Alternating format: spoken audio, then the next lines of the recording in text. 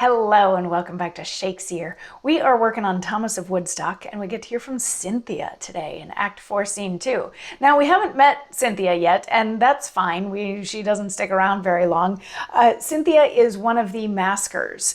Remember, King Richard and the Flatterers put together a plan to send some maskers or actors to Plashy House to entertain Thomas of Woodstock. They're going to put on some sort of masquerade, a dance, something, whatever. And when they can, they're going to grab him, put him in a costume, throw a mask on his face, and then ship him off to France. So this is how they're getting rid of Thomas, hopefully without King Richard's hands looking too bloody in the whole thing.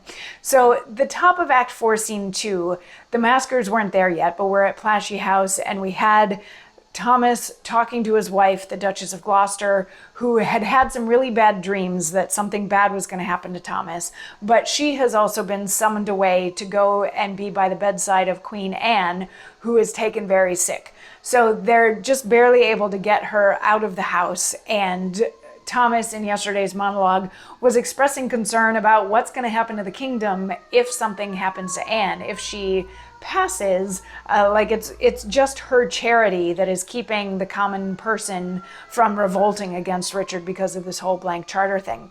So he's very concerned, but then these maskers show up and he says to Cheney, he's like, this is really not good timing, but we have to be polite. So, okay, let them in. So there's a great big flourish and Cynthia enters and she says, "From the clear orb of our ethereal sphere, bright Cynthia comes to hunt and revel here.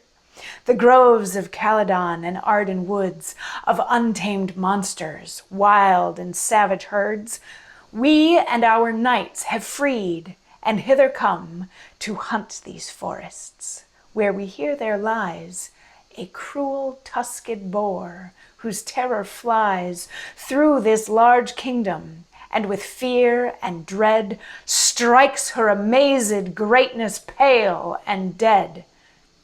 And, having viewed from far these towers of stone, we heard the people midst their joy and moan extol to heaven a faithful prince and peer that keeps a court of love and pity here.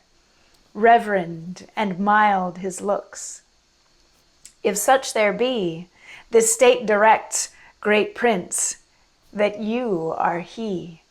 And ere our knights to this great hunting go, before your grace they would some pastime show in sprightly dancing. Thus they bade me say, and wait an answer to return or stay."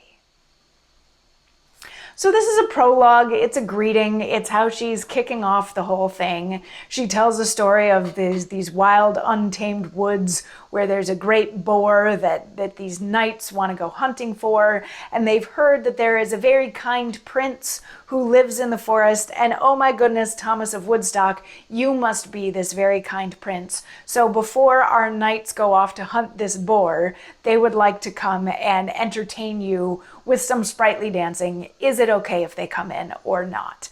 And of course, Thomas, being sucked into the mask like this, now he's playing the part of the kind prince that lives in the area. He of course has to answer, and he will in the form of a monologue that we will hear tomorrow. I'll see you then. Mwah.